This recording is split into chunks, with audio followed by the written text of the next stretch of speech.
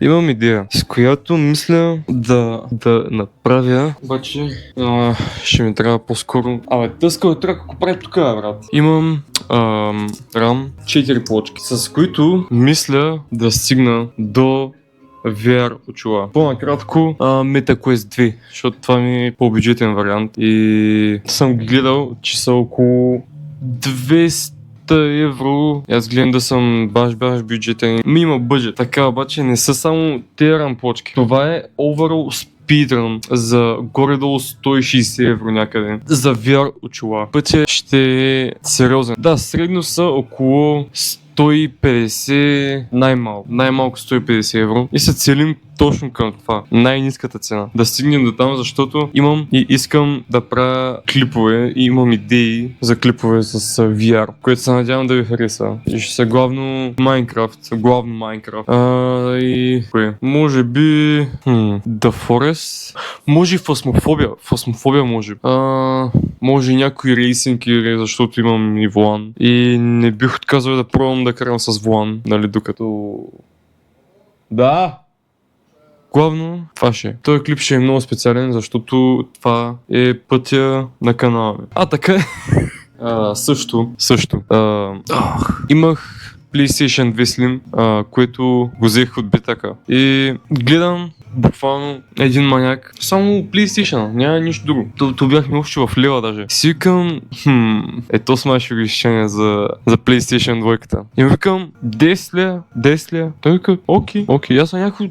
Взема, брат, що да не взема PlayStation 2 Slim, което малко беше рисково, защото не знаех дали бачка. Това цялото се случи, докато говоря с брат ми на камера. Той едва ма чува, аз трябва да викам, защото рано телефона ми беше iPhone 11 Pro. И той имаше повече реформи от България. От мене. И все още бачка ще са. Аз буквално се научих да сглабям и да разглабям телефони на него. Аз съм го разглабял до основе. Съм някакво... Аз май ще затварям. Но се здобих с PlayStation 2 Slim. Нея я взех за 5 евро и я изчистих от всякъде. Всичко отворих я, няма прах, изчистена. Горе лука чистено, защото беше надраскана. Котката.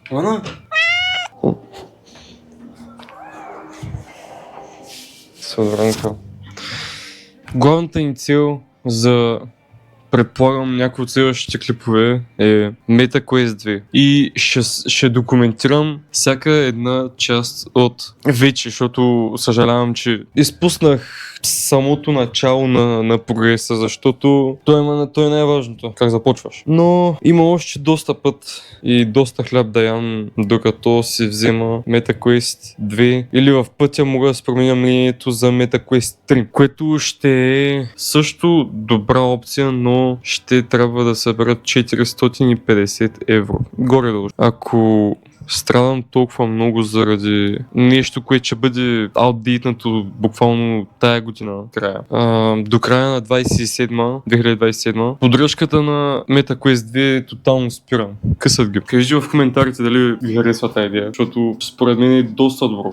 Интересно ще е също и ще е нещо ново за мен и предполагам за България. В смисъл такъв главен контент, някакъв по-честен контент, защото не съм виждал VR България. Реално не съм виждал дълги клипове на Майнкрафт. В момента не виждам абсолютно нищо. Само виждам Gorilla Tag. Нищо друго не виждам. Което ще бъде според мен тотално ново нещо за България. И отново много се надявам да я хареса, защото си влагам целият труд да мога да правя такива клипове. Много се надявам да се получи и цялото нещо.